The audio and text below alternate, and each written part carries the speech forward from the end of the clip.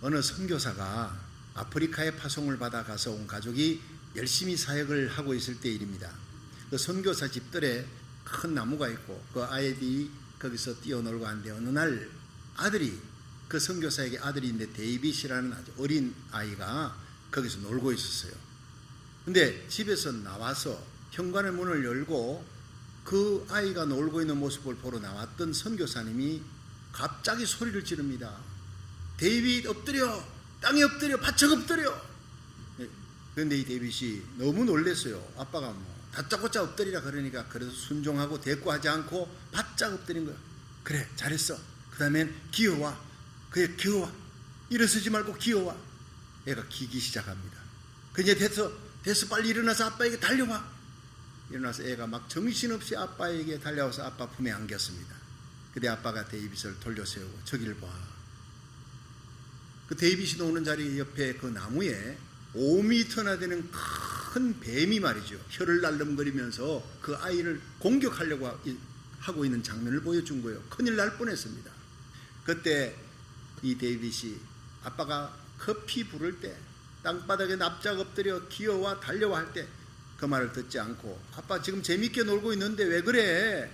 그렇게 딴전을 부렸다면 애는 큰 일을 당할 뻔했어요. 끔찍한 일을 당할 뻔한 거예요.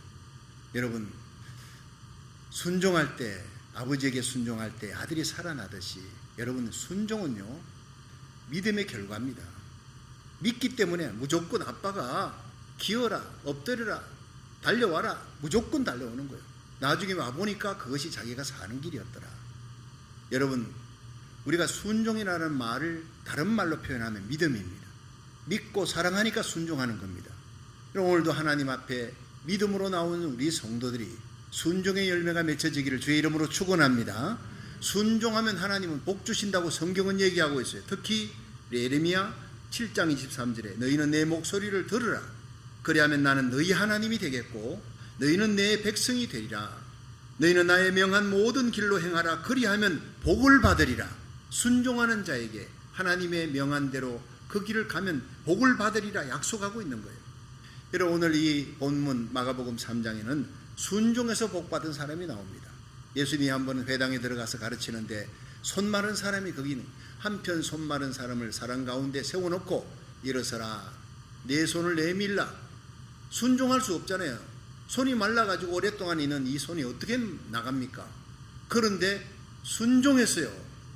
주님의 명령이니까 믿고 순종하니까 그 손이 나왔더라.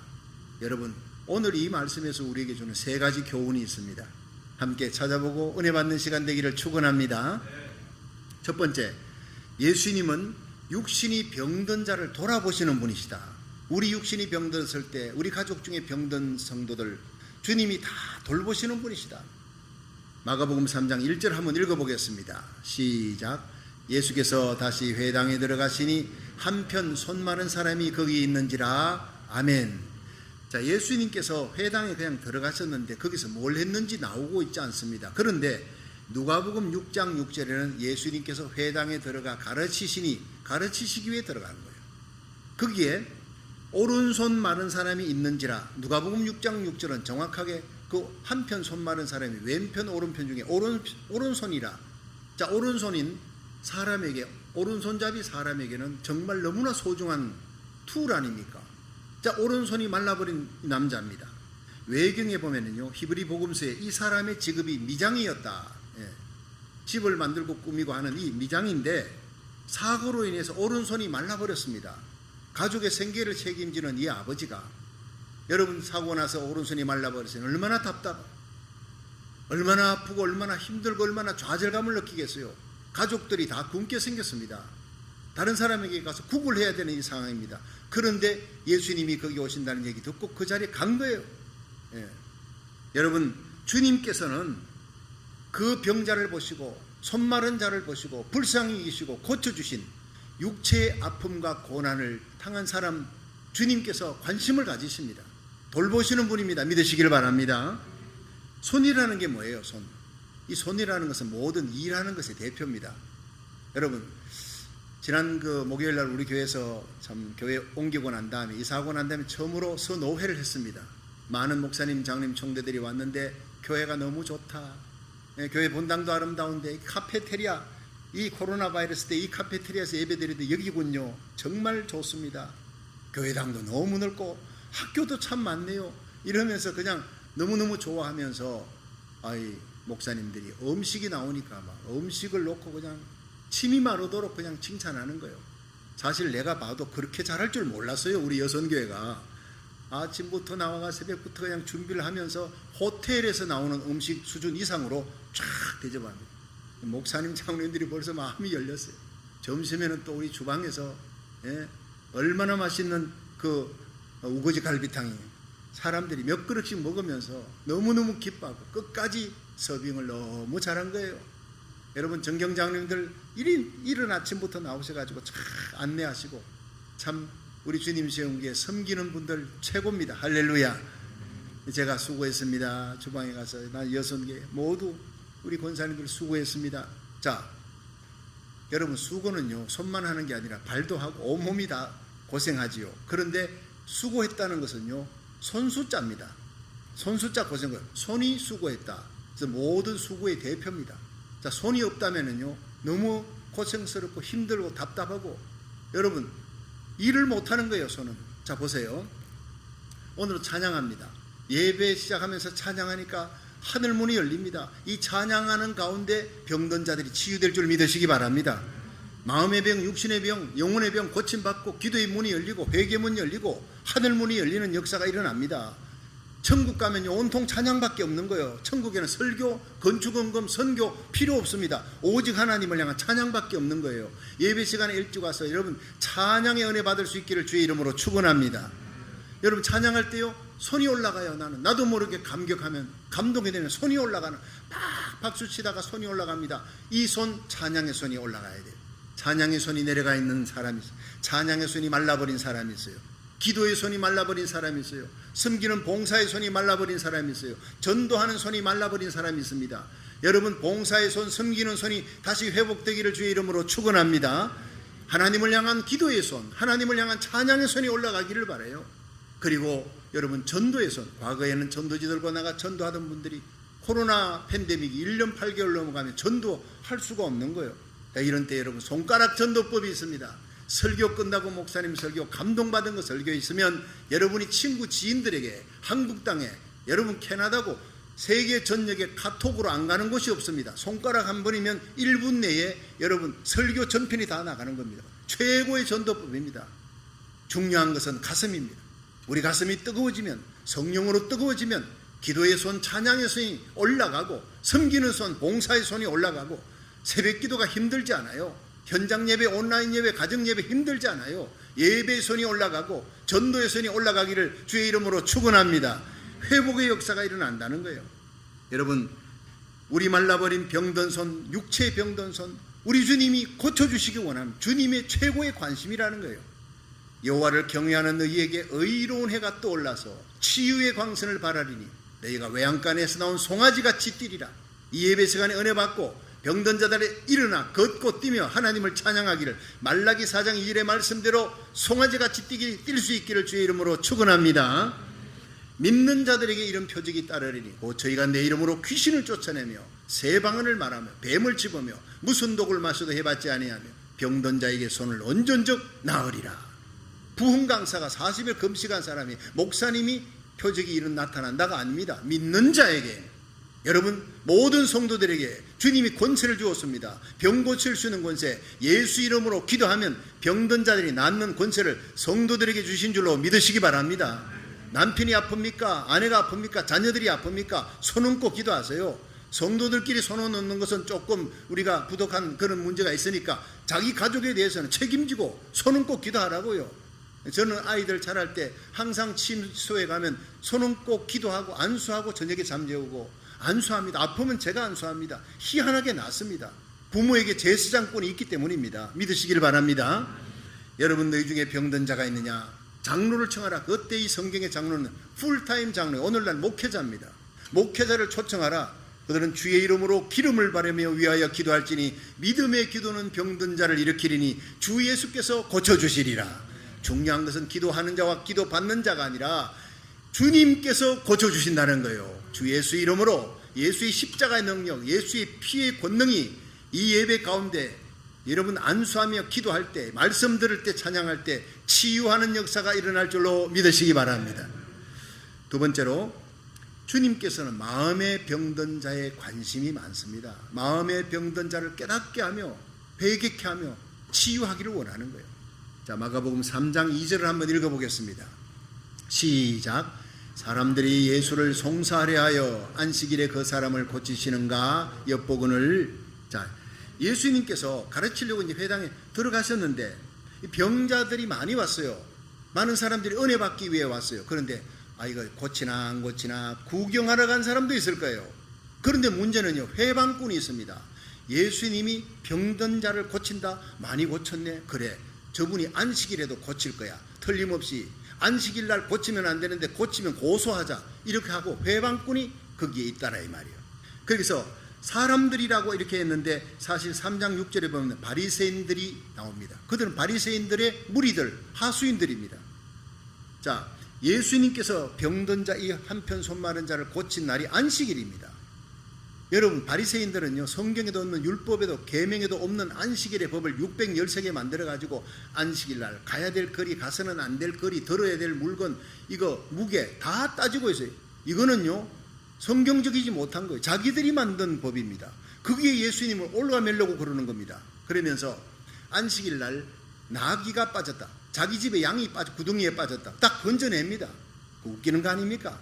안식일 날 바늘만한 무게 이상은 들면 안 된다 이래놓고 그 양을 들어 올립니다. 그것은 자기에게 자기 양, 자기 나귀가 빠졌으면 구덩이에서 건져냅니다, 바리새인들이. 자, 그런데 사람이 빠졌어요. 이 사람이 빠졌는데 그 사람이 죽어갑니다. 건져냅니다. 놔두면 죽습니다.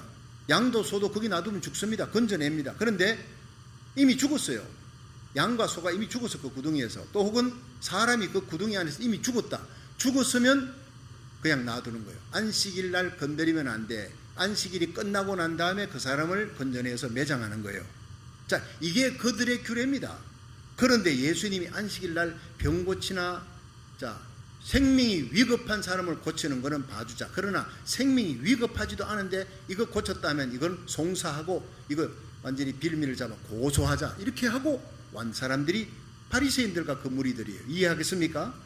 자, 그런데 예수님께서 병든 자 고치는 능력을 이미 알고 있었습니다. 자, 병든 자를 고치고 이 오른손 마른 사람이 치유됐을 때 모든 사람이 하나님께 영광 돌리며 프레이즈가 할렐루야 막 감동하고 난리칠 때 이들은요, 이빨을 갈고 있는 거예요. 안식일 날 병을 고쳐. 그리고 마지막 규절에 바리새인들이 나가서 헤롯 왕과 함께 예수 죽일 것을 의논하니라, 이렇게 나옵니다. 마음의 병이 들어서 그래요. 마음에 정오와 미움에 병든 사람은요, 예수님의 설교에도 안 들립니다. 예수님이 기적을 일으켜도 안 들립니다. 보이지도 않습니다. 귀신의 왕 바알세부를 힘입어 저렸다고 그렇게 송사하고 비난하는 거예요. 기가 막힌 마음의 병입니다. 여기 성경에 보니까 엿보건을, 그 무리들이 엿본다는 것은요, 파레테룬이라는 그 헬라어예요. 파레테룬은 주시한다, 와추엘. 이거는 뭐냐? 은혜 받으려고 주시하는 게 아니에요. 사도행전 14장에 바울이 루스드라 성에 갔을 때 안전병이가 있어. 말씀을 듣는데 그 눈이 불이 부는 집중하는 거예요. 말씀을 하나도 놓치지 않으려고. 그런데 바울이 보니 믿음이 있는지라, 구원받을 만한 믿음이, 예배드리는 태도를 보고, 그래서 내 자리에서 일어나라 명하니까요, 안수도 하지 않았는데 그 자리에서 벌떡 일어나 버린 거예요. 여러분, 예배 가운데 치유하시는 하나님의 능력을 여러분 집중하며 사모하는 마음으로 주님 앞에 예배드리면 여러분의 영과 혼과 육이 치유되는 기적의 역사가 예배 가운데 안수하지 않아도 주님의 직접적인 안수로 치유되는 역사가, 성령의 기름 부음이 예배 가운데 있는 줄로 믿으시길 바랍니다. 그렇습니다. 그런데 저희 마음이 완악해졌어요. 저기에 찬 눈으로 송사하려고 파레테룬 엿보건을 주시하는 거예요. 예수님께서 보니까 당장 급한 사람도 아닌데 고쳐줬거든요. 그래서 나가서 헤롯 왕과 함께 예수를 어떻게 죽일고. 여러분, 예수님께서 5절에 보니까 저희 마음의 완악함을 보시고 근심하사, 예수님의 마음에 근심을 주는 사람들이요. 예수님의 마음에 노하심으로 저희를 둘러보시고 노하시는 의분이 일어났어요. 예수님께서 가슴에 불타오르는 긍휼히 여기시면 고침받는데 예수님의 마음이 노하심으로 근심하며 가슴에 분개하게 만드는 사람들이 있다고요. 거기서 저희 마음이 완악했다. 이것은 포로세이라는 헬라어인데 돌처럼 굳었다, 강팍하다는. 여러분 사탄이 역사하면 돌처럼 굳어버려요. 주님의 음성도 안 들리는 거예요. 예수님의 마음은 안식일에 손마른 자가 있어요. 사태가 위급하든 안 위급하든 그들이 얼마나 답답했을까, 생계를 책임지는 그 가정이 얼마나 힘들었을까, 얼마나 낙심되고 좌절됐을까, 불쌍히 여기고 척은히 여기는 마음을 가지신 예수님은 위급하든 안 위급하든 생명의 위급함과 관계없이 그 병든 자는 고쳐줘야 되겠다, 일어나라. 그 반대파들이 요즘으로 말하면 카메라 들고 쫙 그냥 예수님이 그 현장 에비던스를 잡겠다고 딱 포착하려고 하고 있는데 예수님은 나 잡아봐라 그러고 한가운데 일어서라. 예. 그리고는 손을 내밀라. 고쳐줘 버린 거예요. 이분이 바로 예수님입니다. 예수님의 마음에 있는 불쌍히 여기는 마음이, 대적들이 그렇게 했는데도 한 사람을 살려야 되겠다, 저 가정을 살려야 되겠다, 저 생명을 살려야 되겠다는 그 불쌍히 여기는 마음이 바로 하늘의 보좌를 버리고 이 땅에 오셔서 십자가 지신 마음인 줄로 믿으시기 바랍니다. 천천만만의 천사들이 거룩 성부 하나님께 찬양, 성자 예수님께 찬양, 성령 하나님께 찬양하는 그 영광의 자리에 태초에 하나님이 천지를 창조하시니라. 창세기 1장 1절에 그 태초에 하나님이 엘로힘, 복수 하나님, 그 중에 성부 하나님, 성자 예수님, 성령 하나님이 계셨는데 우주를 창조하신 그 하나님인 예수님이 천사들의 경배를 거절하고 아버지 내가 가서 죄 지은 저 인간들 죽음과 지옥으로 끌려갑니다. 지옥 갈 저 인간들을 위해 내가 지옥의 십자가를 대신 지겠습니다. 내가 저들의 죄를 탕감하기 위해 용서하기 위해 내가 대신 대속의 죽음을 죽겠습니다. 그리고는 이 땅에 내려오셔서 십자가 길 가신 분이 바로 우리 예수님이에요. 그 예수님이 척은히 여기는 마음이 수르몬에게 여인 귀신 들린 딸을 고쳐주었어요. 예수님 척은히 여기는 마음이 요한복음 5장에 베드스다 연못가에 38년 된 병자를 I have no man, 나에게는 아무도 없어요. 외로운 그 사람에게 가서 주님께서 일으켜 주었습니다. 12해를 혈루병을 앓는 여인이 예수님 옷자락을 만졌어요. 주님이 불러내서 고쳐주시고 치유해 주시고 간증하게 하셨어요.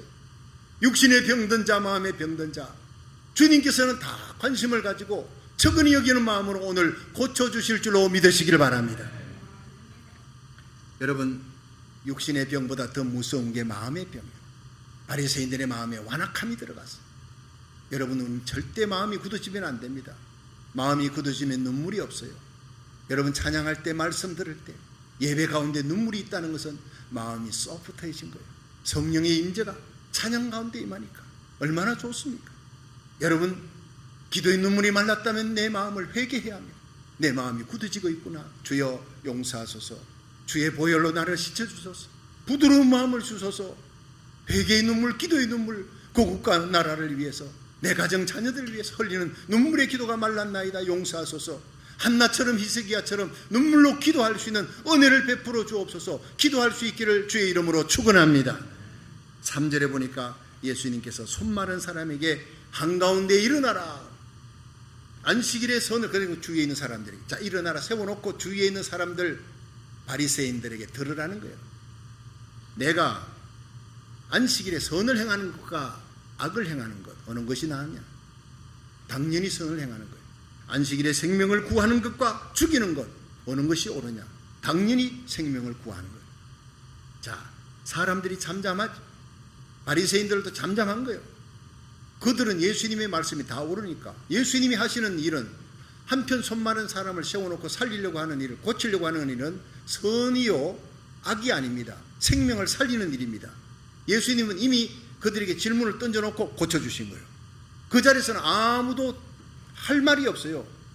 예, 공격을 할 수가 없어요. 나오면서 마음속에 이를 갈고 저 예수를 어떻게 하면 죽일고 의논하는 거예요. 얼마나 마귀적인 사람입니까?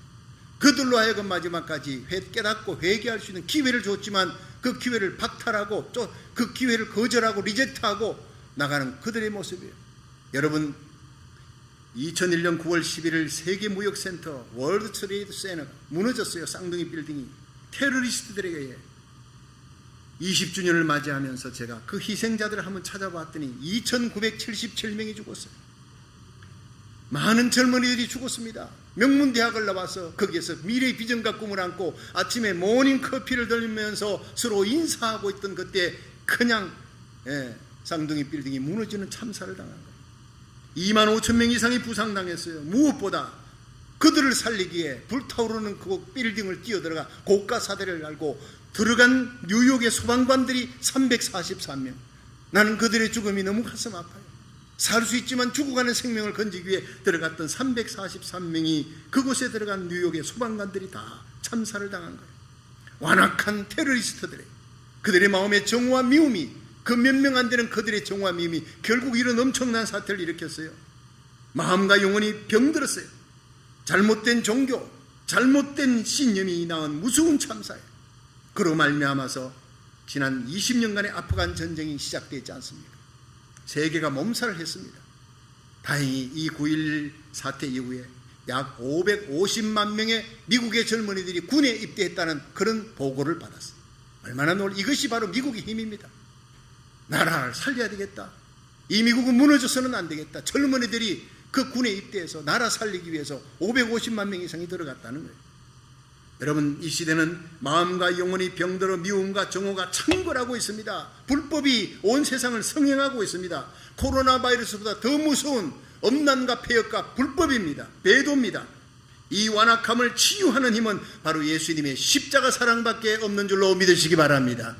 십자가로 행하는 성도들이 이 세상을 살릴 수 있다는 거예요. 예수님은 손이 없어요. 우리가 예수님의 손이 되기 원합니다. 완악한 자들 어떻게 이깁니까? 여러분, 열로 공격할 때 열로 받아버리면 수물로 튀어버립니다. 열로 공격하면 큰 호수 같은 천으로 마음으로 받아버리면요, 한 분 한 분 소리가 나지 아프지요. 그러나 그냥 거기에 묻혀버리는 거예요. 이게 바로 십자가 사랑입니다. 링컨 대통령이 한 번은 선거 유세를 위해서 토론장에 가서, 요즘으로는 TV 토론을 하면서 상대방 선거 유세하는 사람이 얼마나 독소를 퍼붓습니까? 비난하고. 그때나 지금이나 마찬가지. 그런데 상대 후보가 아주 완악한 마음의 소유자였어요. 아예 대놓고 링컨을 인격적으로 모독을 주기 위해서 많은 청중들 앞에 이렇게 얘기했습니다. 링컨, 당신은 정말 두 얼굴을 가진 이중인격자요. 그렇게 모독을 했어요. 그때 사람들이 보니까 링컨이 얼굴색 하나 변하지 않고 빙그레 웃으면서 이렇게 얘기했대요. 내가 정말 두 얼굴을 가졌단 말이요? 그렇다면 이렇게 중요한 자리에 왜 하필 못생긴 이런 얼굴을 갖고 내가 나왔을까? 여러분, 이건 아주 고도의 유머입니다. 거기에 있던 모든 청중들이 와 웃으면서요, 그 링컨 편이든 링컨 반대편이든 그 모든 사람들의 표를 다 얻었다는 얘기입니다. 여러분, 상대방을 부끄럽게 만들었다는 거, 같이 맞붙어 싸우지 않았어요. 얼마나 멋있는 십자가 정신입니까? 그러니까 대통령, 16대 대통령 링컨, 미국 시민권 시험에 가도요, 그 사람 이름은 알고 가야 되고 몇 대 대통령인지 알아야 되는 거예요. 그만큼 위대하게 하나님 세워준 거예요. 여러분, 세상은 악해져 가고 있습니다. 이 악한 세상에서 우리는 더욱더 선해야 될 줄로 믿으시기 바랍니다. 세상이 엄난해지면 더욱 성도들은 성결하게 살아야 돼. 다시 올 예수 그리스도의 영광스러운 공중재림이 임박했습니다. 여러분, 예수님은 재림 전에 이런 일이 일어날 것이다. 처치의 기근, 지진, 적그리스도, 이단들이 성행하며 불법이 성행하며 국제전, 천재지변이 일어난다. 온 세상이 불법으로 엄난으로, 아노미아, 세상이 불법을 엄난을 합법화시키는 시대가 온다. 이 시대 아닙니까? 여러분, 누가복음 21장에 보면 온 세계를 뒤덮는 대재앙, 온역이, 팬데믹이, 이 코로나 바이러스 같은 팬데믹이 임할 것을 성경은 이미 예언하고 있습니다. 예수님 공중재림 직전에 일어날 것을 예언하고, 이때 슬기로운 다섯 처녀처럼 깨어있는 자는, 여러분, 알곡과 가라지처럼 갈라질 때 알곡에 들어가는 거예요. 순금신자가 되는 거예요. 주님 앞에 깨어 기도하면서 여러분과 여러분의 자녀들이 영광스러운 그 공중재림 주님의 영광 앞에 환희의 날에 그 자리, 영광스러운 자리에서 만날 수 있기를 주의 이름으로 축원합니다. 여러분, 로마서 12장 1절에는 그러므로 형제들아, 하나님의 모든 자비하심으로 너희를 권하노니 너희 몸을 하나님이 기뻐하시는 거룩한 산제사로 드리라 그랬어요. 너희는 이 세대를 본받지 말라. 마음을 새롭게 함으로 변화함을 받아 하나님의 선하시고 기뻐하시고 온전하신 뜻이 무엇인지 분별하여 행하라 그랬어요. 더욱더 성결하라. 세상이 악할수록 더욱더 거룩하라. 주님이 명하고 있습니다. 우리 힘으로는 할 수 없어요. 사랑할 수 없는 자를 사랑할 힘도 없고 용서할 수 없는 자를 용서할 힘도 없습니다. 십자가 질 힘도 진리대로 살아갈 힘도 없기 때문에 이 자리에 나온 겁니다. 없기 때문에 새벽제단에 엎드리는 겁니다. 성령의 능력을 받아야 이 거룩한 일에 동참하는, 하나님과 동행하는 거룩한 백성이 될 줄로 믿으시기 바랍니다. 로마서 12장 17절에 아무에게도 악을 악으로 갚지 말고 모든 사람에게 선한 일을 도모하라. 할 수 있거든 너희는 모든 사람으로 더불어 평화하라. 할 수 없는 자도 있다는 거예요. 할 수 있거든. 최선을 다해서 모든 이로 더불어 피스메이커, 평화를 도모하는 자가 되라. 이 말씀대로 살아갈 수 있기를 주의 이름으로 축원합니다. 마지막 세 번째, 주님은 순종하는 자에게 기적을 보여주셨습니다.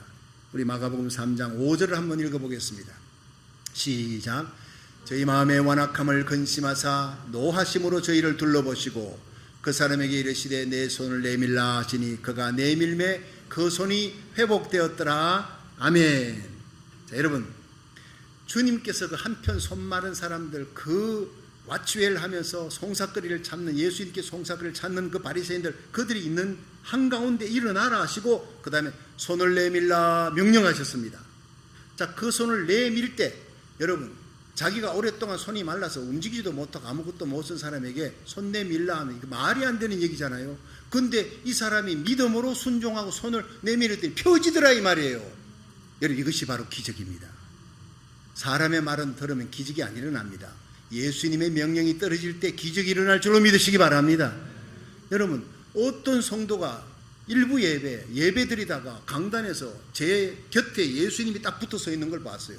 천사들이 있는 걸 봤어요. 이분이 그 영적 체험에 너무 놀래가지고 집에 가서 바로 그림을 그려서 액자에 넣어서 우리 집에 갖다 줬어요. 눈물 흘리며 간증했어요. 부족한 나에게 이런 영광을 보게 해주셔서 감사합니다. 나는 그때 큰 위로를 받은 게 제 곁에 예수님이 서 있다는 거예요. 아, 나는 그냥 광야에 외치는 자의 소리구나. 예수님이 말씀하는 걸 그냥 전달하는 전달자구나. 폰이구나. 이걸 다시 한번 확인시켜 준 겁니다. 제가 말씀 전할 때 저희 얘기가 아니라 주님의 음성을 전달하는 주님의 말씀으로 받으면 여러분의 기적이 일어날 줄로 믿으시기 바랍니다. 저도 주님의 말씀에 온전한 전달자가 돼야지 내 생각을 전하면 안 된다는 거예요. 여러분, 이 예배 가운데 하나님의 영광 받고 십자가만 자랑하고 예수님만 사랑하는, 주님께로 집중하는 예배, 주의 손이 역사하는 예배가 되기를 주의 이름으로 축원합니다. 주님께서 명하시면요, 도저히 내가 할 수 없는 일이라도 순종만 하면 기적이 일어나는 거예요. 여러분, 여호수아 3장 보세요. 이스라엘 백성들이 요단강 건널 때 어떻게 했습니까? 아침 일찍 일어났어요. 그리고는 보리추수 몸에 거둘 때니까 요단강에 가보면요, 사실 허리춤에 오는 그런 곳도 있어요. 그런데 몸에 거둘 때는요, 요단강 전체가 2m, 3m로 창이랍니다. 언덕까지 물이 찹니다. 도저히 인간적으로 건널 수 없는 때, 몸에 거둘 때라는 단어가 딱 있어요. 그때 이 법궤를 맨 제사장이 그 앞에 딱 섰습니다. 물 앞에 서서 건너갈 수 없잖아요. 빠져 죽으라는 얘기잖아. 근데 여호수아를 바라봤더니 여호수아가 가라는 거예요. 하나님의 명령이다. 들어가라는 거예요. 그들이 망설이고 있다가 그 여호수아의 명령, 하나님의 말씀을 전달하는 명령을 듣고 그냥 에라, 할 수 없다, 순종하자, 눈 질끈 감고 들어갔어요. 근데 성경은요, 그들의 발이 물에 닿자 요단강이 갈라지더라. 바로 이 기적이 오늘도 도저히 순종할 수 없는 상황 속에 믿고 순종해 보세요. 기적이 일어날 줄로 믿으시길 바랍니다. 여호수아 6장에 여리고가 무너지는 날도 마찬가지. 이스라엘 백성들이 어린아이까지 다 돕니다. 그날은 7바퀴 돕니다. 새벽부터 일어나서 7바퀴. 여러분, 왜 7바퀴 돌아야 됩니까? 다른 날은 한 바퀴인데 오늘은 왜 7바퀴입니까? 불평하는 사람 아무도 없어요. 무조건 가는 거예요. 그리고 마지막에 소리칩니다. 나는 그 소리가요, 아도나이, 주여 주여 아도나이. 이스라엘 백성들이 하나님께 부르짖을 때 너는 환난 날에 내 이름을 부르라. 내가 너를 건지리니 네가 나를 영화롭게 하리라. 우리가 역경과 고난 속에 기가 막힐 수렁과 웅덩이에 빠졌을 때 사람 이름 불러봐야 소용없습니다. 환난 날에 주님의 이름을 부르시기를 주의 이름으로 축원합니다. 주님이 건져줍니다. 우리를 죄 가운데서, 모든 지옥의 권세에서, 모든 질병에서, 모든 고통에서 건져내시는 분이에요. 여러분, 여리고가 무너졌어요. 7바퀴 돌고 소리칠 때 무너졌다고요.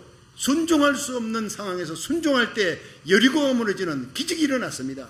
여러분 앞에 홍해가 있습니까? 여리고가 있습니까? 여러분 앞에 요단강이 있습니까? 순종함으로 기적을 체험하기를 주의 이름으로 축원합니다. 요한복음 2장에 가나 혼인잔치집에 거기에 포도주가 떨어졌잖아요. 망신살이 뻗쳤습니다. 사람들이 생각보다 많이 왔는지 그래서 주인이 큰일 났다 이러고 있는데 예수님의 어머니 마리아가 예수님께 얘기하니 예수님께서 하인들에게 물 항아리 6에 물을 채워 갖다 주라. 아구까지 채워서 갖다 주니까 물이 포도주로 변화버린 거예요. 분명히 물을 넣었는데 포도주가 돼버린 것은 하인들이 압니다. 어떻게 유언회장이 깜짝 놀라서 사람마다 처음에는 좋은 포도주 냈다가 취한 후에 싼 걸 냈는데 여기는 점점 극상품 포도주가 나오냐. 그런데 물도온 하인들은 알더라. 순종하는 자는 압니다. 여러분 우리 모두 주님 오시는 그 임박한 재림 앞에 주님은 순종하는 자를 찾습니다. 인자가 이 땅에 올 때 믿음을 보겠느냐, 참으로 순종하는 자를 보겠느냐. 많은 교회 많은 성도들이 있다, 많은 주의 종들이 있다마는 내가 찾는 그 주의 종, 그 교회, 바로 그 주님께서 원하는 성도는 바로 목숨 걸고 순종하는 사람인 줄로 믿으시기 바랍니다. 그런 사람은 찾아보기가 정말 어려운 시대에 우리가 살고 있다는 거예요. 우리 자녀들을 순종하는 사람으로 만들어야 돼요.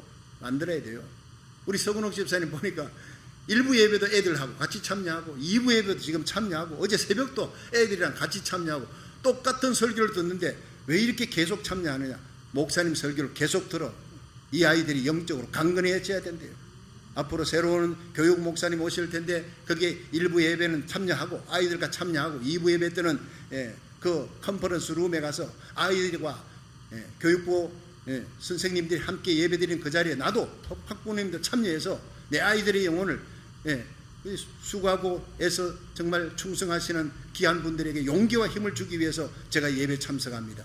여러분 이게 부흥의 불씨인 줄로 믿으시기 바랍니다. 얼마나 귀한 일입니까? 믿음의 역사입니다. 열왕기하 5장 보십시오. 아람 나라 국방장관의 나아만이 문둥병 들었더라.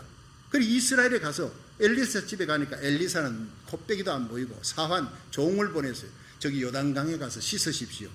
자, 이 요단강은 흙탕물입니다. 그 얘기를 듣고 이 아람나라 나아만 장군이 화가 머리끝까지 올랐어요. 우리나라 아람나라에는 바나마 강, 바르발강 이보다 훨씬 더 맑고 아름다운 강인데 내가 미쳤다고 여기 와서 요단강에 가서 코빼기도 안 보여. 이 아람나라의 거대한, 오늘날 말하면 미국의 국방장관이 거기 왔는데 엘리사, 오늘날로 말하면 목사가 자기 집에 있는 하인을 보냈어. 자, 그리고 요단강에 가서 씻으시오. 문 딱 닫고 들어가 보세요. 얼마나 모멸감을 느끼겠어요. 가자. 전쟁 치겠다는 거예요. 분한 마음으로 가려고 할 때 옆에 말고삐를 잡고 있는 사람.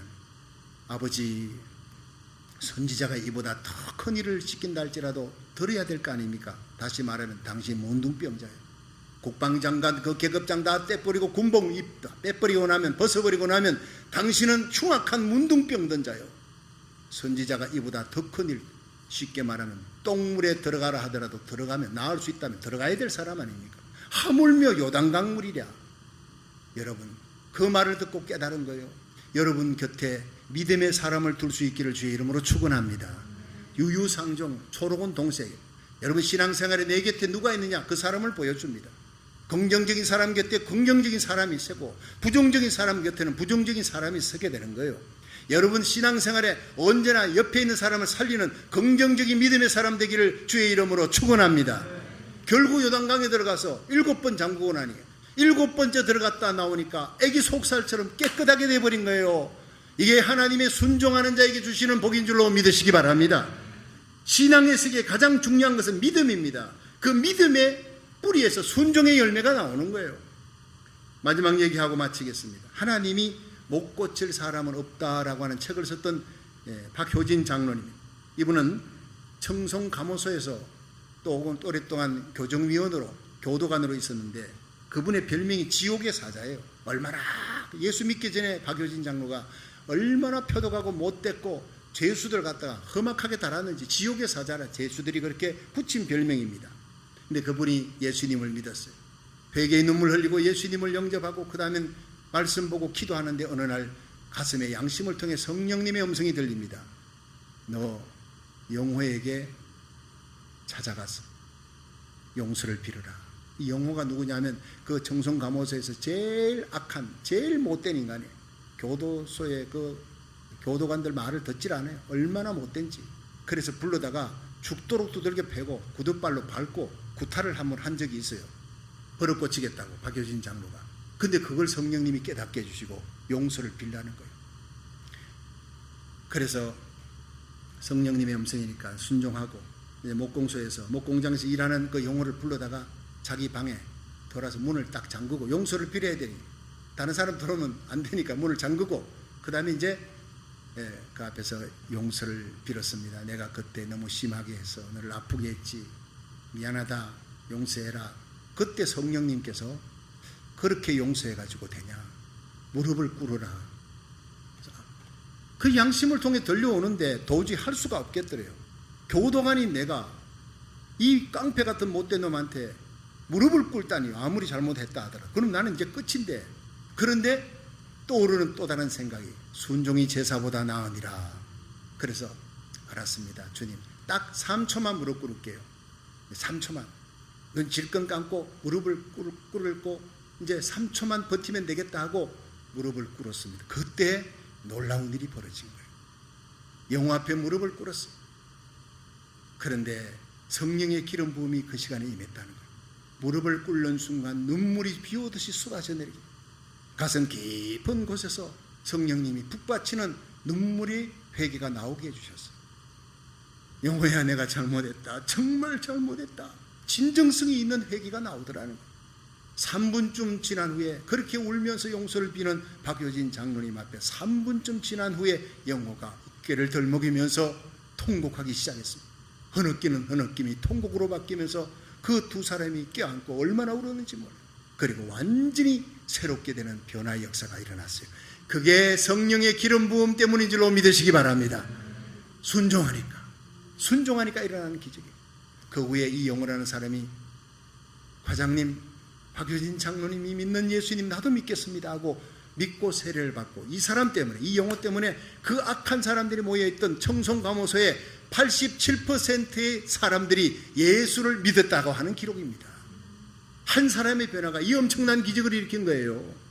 여러분, 우리가 주님의 음성에 순종할 때 이렇게 영과 육을 치유하는 놀라운 변화와 치유의 역사, 기적의 역사가 일어날 줄로 믿으시길 바랍니다. 오늘도 예수님은 우리 육신의 병든 자를 돌보시는 분이에요. 고쳐주시고 싶어 견딜 수 없는 마음을 안고 계신 예수님이 오늘 예수님 마음의 병든 자도 고쳐주고 싶고 마음의 병든 자를 깨우쳐주고 싶어 하는 거예요. 예수님은 순종으로 손 내미는 자에게 기적을 베풀어 주시는 주님입니다. 이 예수님의 회복과 기적과 치유의 역사가 오늘 이 예배 가운데 임할 수 있기를 주의 이름으로 축원합니다.